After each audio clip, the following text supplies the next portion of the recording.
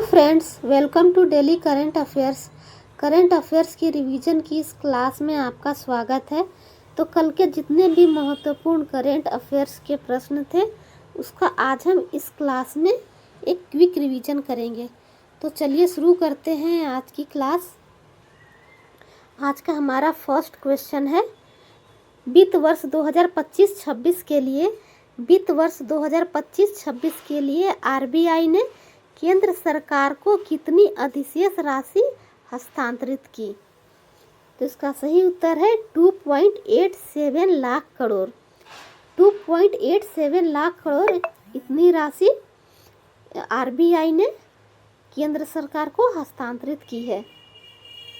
इसी में पॉइंट्स है। नेक्स्ट पॉइंट है, आरबीआई एक्ट 1934 के तहत आरबीआई एक्ट 1934 के तहत धारा 47 के अंतर्गत आरबीआई अधिशेष राशि केंद्र सरकार को हस्तांतरित करता है। आरबीआई के पास जो भी अधिशेष राशि, उसका जो भी बचत होता है तो वह केंद्र सरकार को हस्तांतरित करता है आरबीआई एक्ट 1934 के तहत धारा 47 के अंतर्गत। नेक्स्ट पॉइंट है, आरबीआई केंद्रीय निदेशक मंडल की 623वीं बैठक मुंबई में हुई और इसकी अध्यक्षता किसने की? तो इसकी अध्यक्षता की है आरबीआई गवर्नर संजय मल्होत्रा के द्वारा इसकी अध्यक्षता की गई है। 2.87 लाख करोड़ का अधिशेष राशि केंद्र सरकार को दिया गया। यह पिछले वर्ष की तुलना में 6.7% अधिक है। ये पॉइंट सब ध्यान में रखेंगे फ्रेंड्स। पिछले वर्ष की तुलना में यह अधिशेष राशि कितना अधिक है? तो यह 6.7% अधिक है। 6.7% की वृद्धि हुई है। नेक्स्ट क्वेश्चन है, रक्षा मंत्री राजनाथ सिंह ने किस देश में भारतीय समर स्मारक का उद्घाटन किया है? रक्षा मंत्री राजनाथ सिंह ने किस देश में भारतीय समर स्मारक का उद्घाटन किया है? तो ये किस देश में उद्घाटन हुआ है? तो यह दक्षिण कोरिया में उद्घाटन किया है भारतीय समर स्मारक का। दक्षिण कोरिया के इमुनगुन पार्क में समर स्मारक का उद्घाटन किया गया है। यह उद्घाटन कोरिया युद्ध का 75 वर्ष पूरा होने के अवसर पर किया गया है। नेक्स्ट क्वेश्चन है, केंद्रीय मंत्री डॉक्टर जितेंद्र सिंह ने उम्मीद यानी कि unique method of management of inherited disorder network कहाँ से राष्ट्र को समर्पित किया है?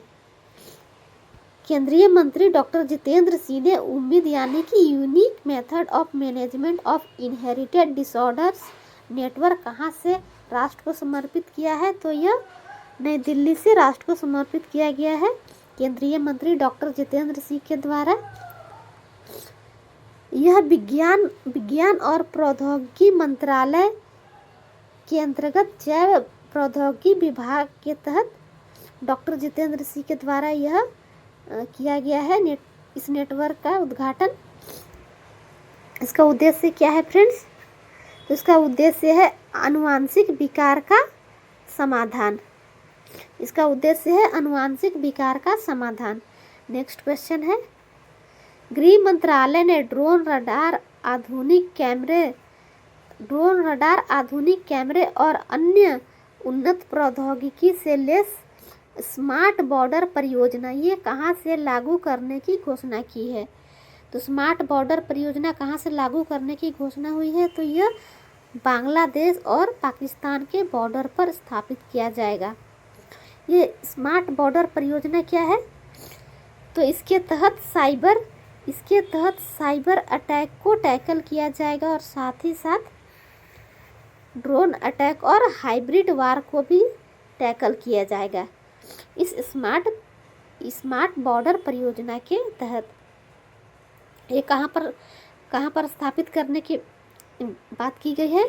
तो यह स्मार्ट बॉर्डर परियोजना बांग्लादेश और पाकिस्तान के बॉर्डर पर स्थापित किया जाएगा। भविष्य की चुनौतियों से निपटने के लिए इसकी शुरुआत की गई है। नेक्स्ट क्वेश्चन है, खेती बचाओ अभियान, खेती बचाओ अभियान किस संस्था द्वारा कार्यान्वित किया जा रहा है? तो इसका सही उत्तर है भारतीय कृषि अनुसंधान परिषद। भारतीय कृषि अनुसंधान परिषद के द्वारा खेती बचाओ अभियान कार्यान्वित किया जा रहा है। इसका उद्देश्य क्या है फ्रेंड्स? इसका उद्देश्य है मृदा स्वास्थ्य, उर्वरक तथा कीटनाशक का उपयोग, मृदा स्वास्थ्य के बारे में बताना, उर्वरक तथा कीटनाशक का उपयोग और सतत कृषि में किसानों को जागरूक बनाना, ये इसका उद्देश्य है। यह एक राष्ट्रव्यापी अभियान है जो ICAR के द्वारा संचालित होता है। नेक्स्ट क्वेश्चन है,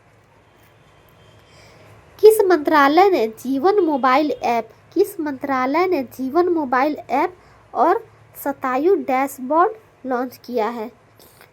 तो यह किस मंत्रालय के द्वारा लॉन्च किया गया है जीवन मोबाइल ऐप और शतायु डैशबोर्ड? तो यह सामाजिक न्याय और अधिकारिता मंत्रालय, सामाजिक न्याय और अधिकारिता मंत्रालय के द्वारा यह लॉन्च किया गया है। कहाँ से लॉन्च किया गया है? तो यह नई दिल्ली से लॉन्च किया गया है। जीवन का यहाँ पर फुल फॉर्म है, जीवन मोबाइल ऐप, जीवन का फुल फॉर्म है joint elderly empowerment and virtual assistance network, joint elderly empowerment and virtual assistance network. इसका उद्देश्य क्या है? तो इसका उद्देश्य है आपातकालीन सेवाएं, स्वास्थ्य संबंधित जानकारी, ये सब बुजुर्गों को उपलब्ध कराना है। नेक्स्ट क्वेश्चन है, हाल ही में भारतीय वायुसेना की पहली महिला फ्लाइंग इंस्ट्रक्टर, यानी कि पहली महिला फ्लाइंग निर्देशक, पहली महिला फ्लाइंग इंस्ट्रक्टर यानी कि पहली महिला फ्लाइंग प्रशिक्षक कौन बन गई है? तो इसका सही उत्तर है सान्या। नेक्स्ट क्वेश्चन है, इबोला महामारी के कारण भारत में आयोजित होने वाली कौन सी राजनयिक कार्यक्रम को स्थगित कर दिया गया है?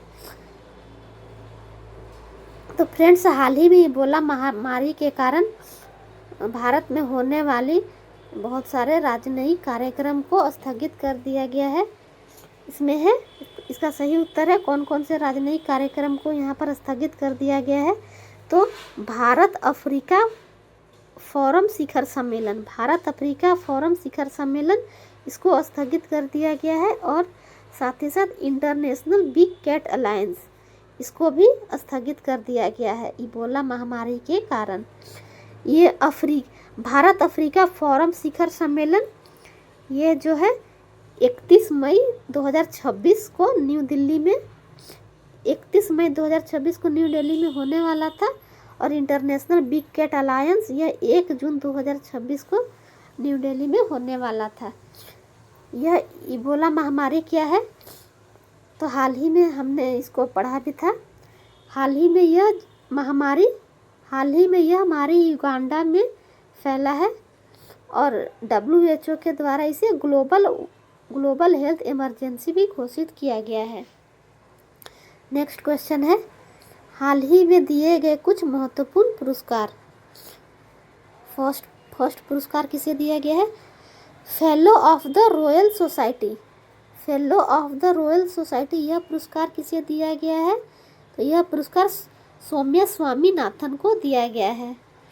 नेक्स्ट पुरस्कार है फेलो ऑफ द, यही पुरस्कार, सेम पुरस्कार fellow of the Royal society, यह प्रोफेसर मनिंद्र अग्रवाल को भी मिला है। तो यह पुरस्कार 2 लोगों को मिला है, fellow of the Royal Society Soumya Swaminathan और प्रोफेसर मनिंद्र अग्रवाल। नेक्स्ट पुरस्कार है ऑर्डर ऑफ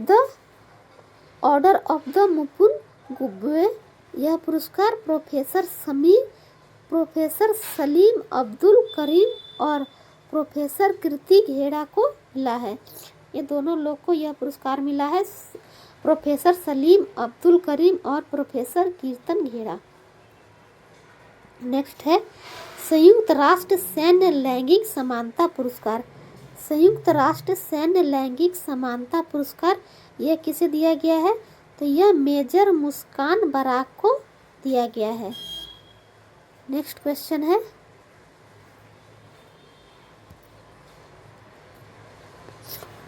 हाल ही में प्रकाशित पुस्तक और लेखक। हाल ही में कुछ प्रमुख पुस्तकें प्रकाशित की गई है, आइए देख लेते हैं उनके लेखक कौन कौन है। तो शिवराज सिंह के द्वारा कौन सी पुस्तक प्रकाशित की गई है? शिवराज सिंह की पुस्तक का नाम है अपनापन। अपनापन किनकी पुस्तक है? अपनापन शिवराज सिंह की पुस्तक है। नेक्स्ट है पीवी सत्यन, इनकी कौन सी पुस्तक है? इनकी पुस्तक का क्या नाम है? तो यह बीवी सत्यन की पुस्तक का नाम है the library man of India. बीवी सत्यन की पुस्तक का नाम है the library man of India. The curious and the classified, the curious and the classified ये किनकी पुस्तक है? तो यह जनरल मनोज मुकुंद नरवाने की पुस्तक है। In praise of coalition, in praise of coalition politics ये किनकी पुस्तक है? तो in praise of coalition politics ये मनोज झा की पुस्तक है। तो ये थे आज के हमारे 10 क्वेश्चन। तो वीडियो कैसी लगी इसको कमेंट सेक्शन में ज़रूर बताएं, और अगर वीडियो पसंद आए तो वीडियो को लाइक और चैनल को सब्सक्राइब ज़रूर करें। Thanks for watching.